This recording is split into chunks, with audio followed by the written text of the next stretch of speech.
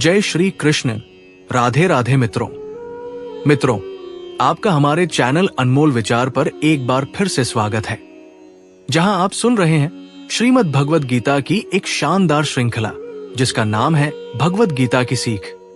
मित्रों, आज के वीडियो में हम जानेंगे कि श्रीमद् भगवद गीता के 16वें अध्याय से क्या सीखा जा सकता है, और वो भी बहुत ही सरल शब्दों में।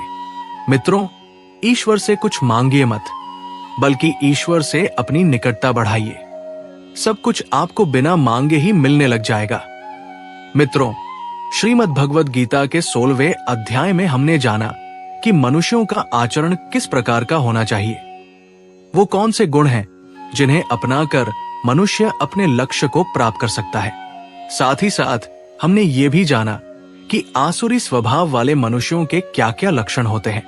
मित्रों, श्रीमद् भगवद गीता के 17वें अध्याय में हम ये जानेंगे कि मनुष्य के कर्म, भोजन, यज्ञ, तप तथा दान इत्यादि को किस तरह से 3 भागों में बांटा गया है, तथा कौन से कर्म, भोजन, यज्ञ, तप तथा दान मनुष्य के लिए उपयुक्त और सही होते हैं और कौन से नहीं। तो चलिए मित्रों, सुनते हैं श्रीमद् भगवद गीता का अध्याय 17। श्रीमद् भगवद गीता अध्याय 17, श्रद्धात्रय विभाग योग। मित्रों, सबके लिए शास्त्र जानना आसान नहीं है। शास्त्र को जानना अगर संभव भी हो जाए तो उस पर अमल कर अपने दैनिक कार्यों में लाना और भी मुश्किल है। किंतु ऐसा भी तो हो सकता है कि कोई मनुष्य ऐसी पूजा कर रहा है जो शास्त्र के अनुसार तो नहीं है, लेकिन उस मनुष्य की पूरी श्रद्धा है। मनुष्य की श्रद्धा को हम दोष नहीं दे सकते। ऐसी स्थिति में जब मनुष्य शास्त्रों के अनुसार पूजा नहीं कर रहा है तो क्या उसकी पूजा मान्य होगी? ऐसा ही सवाल करते हुए अर्जुन कहते हैं, हे कृष्ण, जो मनुष्य शास्त्रों के विधान को त्याग कर पूर्ण श्रद्धा से युक्त होकर पूजा करते हैं, उनकी श्रद्धा सात्विक, राजसी, तामसी या अन्य किस प्रकार की होती है? वह पूजा जो शास्त्र विधि के अनुसार नहीं है, लेकिन उसमें श्रद्धा पूरी है, वैसी पूजा को क्या मानेंगे? इस प्रश्न का जवाब देते हुए श्री कृष्ण कहते हैं, मनुष्यों की श्रद्धा 3 प्रकार की होती है। श्रद्धा वो होती है जो स्वभाव से उत्पन्न होती है, यानी कि अनंत जन्मों के किए हुए कर्मों के संचित संस्कार से उत्पन्न हुई होती है। ऐसी श्रद्धा को स्वभावजा कहते हैं। श्री भगवान कहते हैं, शरीर धारण करने वाले सभी मनुष्यों की श्रद्धा प्रकृति गुणों के अनुसार 3 प्रकार की होती है, सात्विक, राजसी और तामसी। आपके कर्म आपके संस्कार बनके आपके साथ साथ चलते हैं और वही आपका स्वभाव भी बनता है। उसी स्वभाव में आपकी श्रद्धा भी होती है। श्रद्धा की परिभाषा बताते हुए श्री कृष्ण कह रहे हैं कि सभी मनुष्यों की श्रद्धा स्वभाव से उत्पन्न अर्जित गुणों के अनुसार विकसित होती है। इसलिए जो पुरुष जैसी श्रद्धा वाला है वो स्वयं भी वैसा ही होता है। जो आप है वही आपकी श्रद्धा है, जो आपकी श्रद्धा है वही आप है। जैसी वृत्ति वैसा पुरुष। मन, चित्त, मस्तिष्क, ये सब हमारे ही शरीर में है। सब एक दूसरे से तारबंद है। आपके कर्म आपके संस्कार बन के वापस आपको बनाते हैं। इस तरह से पुरुष में श्रद्धा भी बनती है। जिस तरह से 3 प्रकृतियां होती है, उसी तरह से श्रद्धा के भी 3 रूप होते हैं। श्रद्धा के रूपों को समझाते हुए श्री कृष्ण प्रकृति के 3 गुणों की पहचान करवा रहे हैं। श्री कृष्ण कहते हैं, सात्विक गुणों से युक्त मनुष्य देवी देवताओं को पूजते हैं, राजसी गुणों से युक्त मनुष्य यक्ष और राक्षसों को पूजते हैं, और अन्य तामसी गुणों से युक्त मनुष्य भूत प्रेत आदि को पूजते हैं। जिसका जैसा स्वभाव है, जैसी जिसकी प्रवृत्ति है, जैसी जिसकी श्रद्धा है, उसका इष्ट, उसका भगवान भी वैसा ही है। मित्रों, आप इन 3 प्रकारों को इस तरह से सोचकर देखिए। जब आप सिर्फ पैसे के लिए काम करते हुए कुछ भी अपराध करने को तैयार हो जाते हैं, तो आप किसको पूज रहे हैं? और अपने काम को कर्तव्य समझ पूरी निष्ठा और ईमानदारी से जब करते हैं तो किसको भजते हैं? हजारों में से कोई एक ही होता है जो शास्त्र विधि पर न चलने के बावजूद भी सत्य को प्राप्त होता है। ज्यादातर मनुष्य जो शास्त्र विधि से नहीं चलते और अपनी कल्पना द्वारा व्रत धारण करके कठोर तपस्या करते हैं। ऐसे घमंडी मनुष्य कामनाओं, आसक्ति और बल के अहंकार से प्रेरित होते हैं। ऐसे भ्रमित बुद्धि वाले मनुष्य शरीर के अंदर स्थित जीवों के समूह और हृदय में स्थित मुझ परमात्मा को भी कष्ट देने वाले होते हैं। उन सभी अज्ञानियों को तू निश्चित रूप से आसुर ही समझ। इसलिए इन आसुरी मनुष्यों की संगत बहुत ही बुरी होती है। जो जैसा होता है वो अपने जीवन में वही करता है और वैसा ही भजन करता है और वैसा ही भोजन भी करता है। मित्रों, आप लोगों के भजन और भोजन के हिसाब से उसकी प्रकृति का पता लगाया जा सकता है। भगवान श्री कृष्ण कहते हैं, हे अर्जुन, सभी मनुष्यों का भोजन भी प्रकृति के गुणों के अनुसार 3 प्रकार का होता है और यज्ञ, तप तथा दान भी 3 प्रकार के होते हैं। जो भोजन आयु को बढ़ाने वाले, मन बुद्धि को शुद्ध करने वाले, शरीर को स्वस्थ कर शक्ति देने वाले, सुख और संतोष को प्रदान करने वाले, रसयुक्त, चिकने, मन को स्थिर रखने वाले तथा हृदय को भाने वाले होते हैं। ऐसे भोजन सात्विक मनुष्यों को प्रिय होते हैं। 3 तरह के भोजन के भेद बताते हुए भगवान श्री कृष्ण अब राजसिक भोजन का भेद बता रहे हैं। श्री कृष्ण कहते हैं, कड़वे, खट्टे, नमकीन, अत्यधिक गर्म, चटपटे, रूखे और जलन उत्पन्न करने वाले भोजन रजोगुणी मनुष्यों को रुचिकर होते हैं, जो दुख, शोक तथा रोग उत्पन्न करने वाले होते हैं। मित्रों, अब भगवान श्री कृष्ण तामसिक भोजन का भेद बताएंगे। श्री कृष्ण कहते हैं, जो भोजन अधिक समय का रखा हुआ, स्वादहीन, दुर्गंध युक्त, सड़ा हुआ, अन्य के द्वारा झूठा किया हुआ और अपवित्र होता है, वो भोजन तामसिक मनुष्यों को प्रिय होता है। मित्रों, अगर राजसिक भोजन खाने से ही बीमारियों का घर होता है, तो आप समझ सकते हैं कि तामसिक भोजन खाने से किस तरह के नुकसान होते होंगे।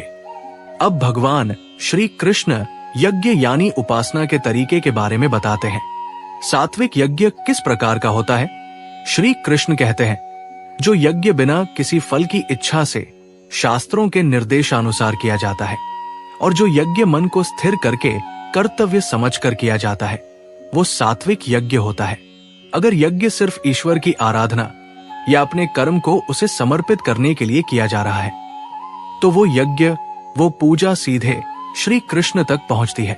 परंतु जो यज्ञ केवल फल की इच्छा के लिए अहंकार से युक्त होकर किया जाता है, तो भगवान श्री कृष्ण कहते हैं, हे भरत श्रेष्ठ अर्जुन, उसको तू राजसी यज्ञ समझ। जो यज्ञ शास्त्रों के निर्देशों के बिना, अन्न का वितरण किए बिना, वैदिक मंत्रों के उच्चारण के बिना, पुरोहितों को दक्षिणा दिए बिना और श्रद्धा के बिना किए जाते हैं, उन यज्ञों को तामसिक यज्ञ माना जाता है। मित्रों, जहां शास्त्रों के अनुसार मंत्रोच्चारण नहीं हो रहा है, जिसमें दान नहीं हो रहा है और जहां पर यज्ञ या ईश्वर के लिए मन में श्रद्धा और सम्मान ही नहीं है, उसे यज्ञ कैसे कह सकते हैं? वो तो एक तरह से छल है। इसीलिए ऐसे यज्ञ को तामसिक यज्ञ कहा गया है। अब तप यानी तपस्या को समझाते हुए श्री कृष्ण कहते हैं, ईश्वर, ब्राह्मण, गुरु, माता पिता के समान पूजनीय व्यक्तियों का पूजन करना ही तप होता है। यानी कि माता पिता, आचार्य और वृद्ध, जो आपसे किसी भी प्रकार से बड़े हों, ऐसे लोगों का सम्मान, उनकी कही बातों पर चलना और उनकी पूजा ही तप है। जीवन में आचरण की शुद्धता, मन की शुद्धता, इंद्रिय विषयों के प्रति अनासक्ति और मन वाणी शरीर से किसी को भी कष्ट न पहुंचाना, ये शरीर संबंधी तप है। किसी को भी कष्ट न पहुंचाने वाले शब्द बोलना, सत्य बोलना, प्रिय लगने वाले हितकारी शब्द बोलना और वेद शास्त्रों का उच्चारण द्वारा अध्ययन करना, ये वाणी संबंधी तप है। मित्रों, जब आप हर हालत में शांत रहते हैं, मन और इंद्रियों द्वारा जैसा अनुभव किया हो वैसा ही वचन बोलते हैं, वेद शास्त्रों का पाठ और परमेश्वर के नाम का जप करते हैं, तो ये वाणी संबंधी तप होता है। वाणी मधुर, सच्ची, शांत और लाभ पहुंचाने वाली होनी चाहिए। मन की अवस्था बताते हुए भगवान श्री कृष्ण कहते हैं, मन में प्रसन्नता होनी चाहिए, मन इधर उधर न भाग रहा हो, मन में सभी प्राणियों के प्रति आदर का भाव हो, और मन में भगवान को याद करने का भाव हो। जब मन इस तरह की अवस्था में होता है तब उसे मन संबंधी तप कहा जाता है। अब भगवान श्री कृष्ण दान की परिभाषा समझा रहे हैं। दान देना एक कर्तव्य है।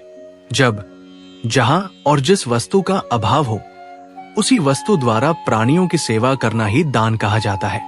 जिसको जिस वस्तु की जरूरत है अगर उसे वही दी जाए तभी तो उसका भला होगा। भूखे, अनाथ, दुखी, रोगी, असमर्थ और भिक्षुक को अन्न, वस्त्र और औषधि दी जानी चाहिए। इरादा केवल जरूरतमंद की जरूरत पूरी करने का होना चाहिए। मित्रों, जब ऐसा होता है तो वह दान सात्विक कहलाता है। सात्विक दान करते समय उपकार की भावना, जैसे कि मैंने इतना बड़ा काम कर दिया, नहीं होनी चाहिए। इसीलिए भगवान श्री कृष्ण कहते हैं, हे अर्जुन, जो दान कर्तव्य समझकर बिना किसी उपकार की भावना से उचित स्थान में, उचित समय पर और योग्य व्यक्ति को दिया जाता है उसे सात्विक दान कहा जाता है। लेकिन जो दान बदले में कुछ पाने की भावना से अथवा किसी प्रकार के फल की कामना से और बिना इच्छा के, मतलब मन से देने का भाव न होकर केवल अपनी शान बढ़ाने के उद्देश्य से दिया जाता है, उसे राजसी दान कहा जाता है। मित्रों, देने में अगर लेने का भाव आ जाए कि दान के बदले नाम, लाभ या प्रतिष्ठा मिलेगी तो वो कभी भी सात्विक दान नहीं कहलाया जा सकता। दान तो खुश होकर करने की वस्तु है। मित्रों, क्लेश या जबरदस्ती किया गया दान राजसी ही माना जाता है। अब श्री कृष्ण तामसिक दान का भेद बताते हैं। जब जहां और जिस वस्तु की जरूरत न हो वहां वही वस्तु किसी को दी जाए तब वो दान तामसिक माना जाता है। अगर आप चोर को दान देते हैं तो उसका क्या प्रयोजन हो सकता है? जिस दान में सत्कार नहीं है, यानी अपमान करके दिया जा रहा है, तब वो दान तामसिक कहलाता है। ऐसा कहा जाता है कि कुपात्र को, यानी बुरे आदमी को दान देने से खुद दान देने वाला ही नष्ट हो जाता है। इसलिए तामसिक दान बहुत ही बुरी चीज है। हमारे अपने जीवन में भी कई बार ऐसा होता है जब बिना सम्मान, बिना जरूरत हम गलत लोगों को दान देते हैं। वो तामसिक दान ही होता है। अब श्री कृष्ण कहते हैं कि यज्ञ, दान और तप को सद्गुण संपन्न बनाने के लिए 3 तरह के निर्देश दिए गए हैं। तत् और सत, ये तीनों सच्चिदानंद घन ब्रह्मा के नाम है, अर्थात परम ब्रह्मा, तत् अर्थात व और सत अर्थात शाश्वत। निर्देश उसको कहा जाता है मित्रों जिससे कोई वस्तु बतलाई जाती है। यज्ञ, दान और तप को बताने के लिए ब्रह्मा के इन 3 नामों का इस्तेमाल किया जाता है, तत् और सत, क्योंकि सृष्टि के आदिकाल में ब्राह्मण, वेद और यज्ञादि तत् सत से ही रचे गए हैं। ये तीनों उस ब्रह्मा की तरफ इशारा करते हैं और उनका संकेत भी देते हैं। इन तीनों शब्दों का प्रयोग यज्ञ करते समय ब्राह्मणों द्वारा वैदिक मंत्रों का उच्चारण करके ब्रह्मा को संतुष्ट करने के लिए किया जाता है। की महिमा बताते हुए भगवान श्री कृष्ण कहते हैं, यज्ञ ब्राह्मण और वेद से ही पैदा हुए हैं। यही कारण है कि वेद मंत्रों का उच्चारण से शुरू किया जाता है। श्रेष्ठ पुरुषों की शास्त्र विधि से नियत यज्ञ, दान और तप रूप क्रियाएं सदा, यानी परमात्मा के नाम का उच्चारण करके ही आरंभ होती है। शब्द की बहुत बड़ी महिमा है। इसे नादस्वर, ब्रह्मनाद की ध्वनि भी कहा गया है। ही हमारी सबसे बड़ी सच्चाई है, ही हमारी आत्मा है। अब तत् के बारे में बताते हुए श्री कृष्ण कहते हैं, तत् का अर्थ होता है वह, यानी कि वो परमात्मा ही सब कुछ है। तत् शब्द परमात्मा के लिए समर्पण सूचक है, अर्थात आप अपने सारे कर्म, सारे कर्तव्य, अपनी पूजा, अपनी श्रद्धा तत् यानी कि परमात्मा को ही समर्पित करें। तत् का अर्थ है ये सब उसी का है। इसी भाव को मन में रखते हुए और फल को न चाहते हुए श्रेष्ठ पुरुष यज्ञ, तप और दान करते हैं। अब सत की व्याख्या करते हुए श्री कृष्ण कहते हैं, जो सत्य है वो हमेशा के लिए होता है। सत्य कभी बदलता नहीं। मित्रों, बात को कितनी भी घुमाई फिराई जाए फिर भी सत्य तो सत्य ही रहता है। सत्य परमात्मा का ही नाम है, क्योंकि उस परमात्मा से बड़ा सच और कुछ भी नहीं। जब भी कोई उत्तम कर्म किया जाता है तो उसमें भी सच शब्द का प्रयोग किया जाता है। सच के लिए जो भाव है वही सत है। भगवान श्री कृष्ण कहते हैं, हे प्रताप पुत्र अर्जुन, साधु स्वभाव वाले मनुष्यों द्वारा परमात्मा के लिए सच शब्द का प्रयोग किया जाता है और परमात्मा प्राप्ति के लिए जो कर्म किए जाते हैं उनमें भी सच शब्द का प्रयोग होता है। इसलिए आप सच का सम्मान करना सीखिए। मित्रों, जब परमात्मा सबसे बड़ा सच है तो उसको प्राप्त करने के लिए जो काम किए जाते हैं वे भी सच ही होते हैं। यानी कि यज्ञ, तप और दान में जो स्थिति होती है उसे भी सत ही कहा जाता है। यज्ञ, तप और दान ऐसे कार्य हैं जो परमात्मा तक आपको ले जाने का काम करते हैं, इसलिए उनसे होने वाली स्थिति सत होती है। सच्चे मन से यज्ञ या तप या दान जब भी किया जाता है, अपने हर कर्म को उसी परमात्मा को सौंप दिया जाता है। कर्ता खुद को न मानकर, अपने पर घमंड किए बिना जब आप परमात्मा की तरफ बढ़ते हैं तो वो सत्य ही कहलाता है। भगवान श्री कृष्ण कहते हैं, हे प्रताप पुत्र अर्जुन, बिना श्रद्धा के यज्ञ, दान और तप के रूप में जो कुछ भी संपन्न किया जाता है वो सभी असत्य कहा जाता है। इसलिए वो न तो इस जन्म में लाभदायक होता है और न ही अगले जन्म में। इस प्रकार उपनिषद ब्रह्म विद्या तथा योग शास्त्र रूप श्रीमद् भगवद गीता के श्री कृष्ण अर्जुन संवाद में श्रद्धात्रय विभाग योग नाम का सत्र व अध्याय संपूर्ण हुआ। मित्रों, अगर आपको हमारा ये वीडियो पसंद आया तो कमेंट में जय श्री राधे कृष्ण लिखें और ऐसे ही प्रेरणादायक वीडियो देखने के लिए हमारे चैनल अनमोल विचार को सब्सक्राइब कर लें। जय श्री राधे कृष्ण।